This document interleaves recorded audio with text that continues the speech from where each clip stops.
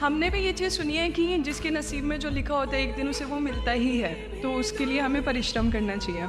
तो सर एक इनके बीच में क्या एक थिन लाइन नहीं है कि हमने सोचा जैसे 71st डे पर मुझे ऐसा लग रहा है कि अब मुझसे और नहीं होगा, अब मैं नहीं करूँगी। माना कि वो गिव अप भी कहा जाता है, लेकिन अगर मेरे नसीब में है कि नहीं यार कल ये तुझसे हो जाएगा, अगर मैं कोई भी टास्क कर रही हूँ कल ये कंप्लीट होगा, लेकिन मैं सोचूँ नहीं मेरे से ये प्रेशर नहीं हो रहा, I should let go this, I should start some other thing.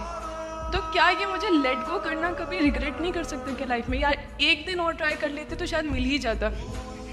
देखिए, जो नसीब का मामला है मेरे ख्याल से आपकी उम्र में नसीब को नहीं मानना चाहिए। दुनिया में किसी को नहीं पता कि नसीब है या नहीं, और है तो कितना है। सब तुक्का लगा रहे हैं, मैं भी तुक्का लगा रहा हूँ। ठीक, जो हार जाता है ना उसको तसल्ली देना बहुत ज़रूरी है, वरना वो जी नहीं पाएगा। और पराजित व्यक्ति को तसल्ली देने के लिए सबसे अच्छा शब्द है नसीब, भाग्य, नियति।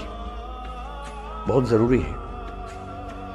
और इसलिए एक उम्र के बाद गीता का सार पढ़ना बहुत ज़रूरी है। समझना पड़ता है कि सब कुछ हमारे हाथ में नहीं होता है, सच में नहीं होता है।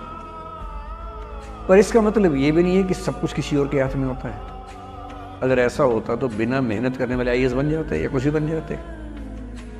ये हो सकता है कि आईएएस बनने के एग्ज़ाम में 10 ने मेहनत की, उनमें से 8 का हुआ, 2 का नहीं हुआ। पर यह नहीं हो सकता कि एक आदमी ने मेहनत नहीं की तो उसका आईएएस हो गया। बिना मेहनत के तो नसीब भी नहीं मिलने वाला है। इसलिए ये मान लीजिए कि कुछ ना कुछ चीज़ें हमारे कंट्रोल में नहीं है, लेकिन जितना कंट्रोल में है उस पर पूरी ताकत लगाएंगे, पूरा डिसिप्लिन रखेंगे, तो हम अपनी किस्मत सबसे अच्छी लिख पाएंगे। सबसे अच्छी मतलब बाकी तो सर, मेरी जितनी अच्छी हो सकती है उतनी अच्छी लिख पाएंगे।